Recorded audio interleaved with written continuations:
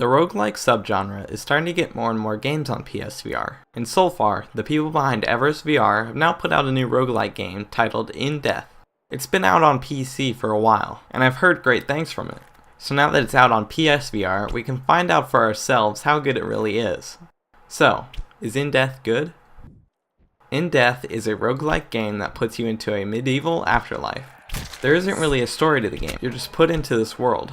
At the beginning of the game, you're given a bow and 2 different arrows, a normal arrow and a teleportation arrow. The teleportation arrow teleports you to wherever the arrow lands. You're also given a teleportation shard, which lets you teleport almost instantly to nearby areas, which is really useful for dodging.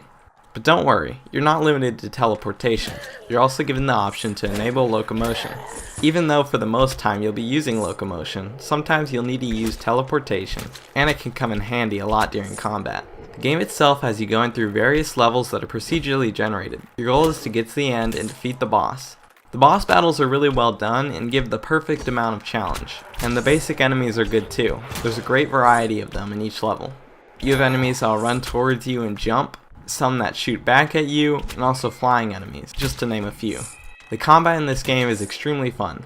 The bow works well, and later in the game you can even unlock a crossbow.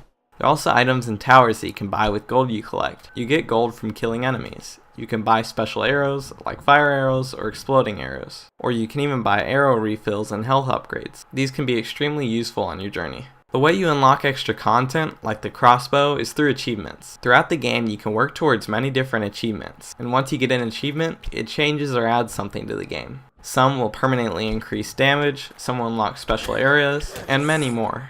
This adds a lot of replayability to the game, and really helps to make each experience feel unique. The environments and the music for this game is really good. The game looks really good, and you can tell they spent a lot of time on the visuals. And the music fits the environment and is well done. One major thing about this game is how difficult it is. With all the enemies that get stronger and harder, and the bosses that give you a really good challenge, you'll be dying many times in this game. And when you die, you have to start from the very beginning.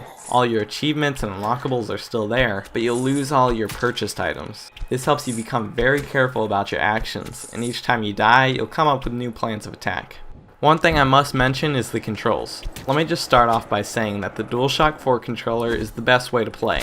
Most would think that the Move controllers would be best, including myself. The Move controllers are really janky and the tracking isn't very good.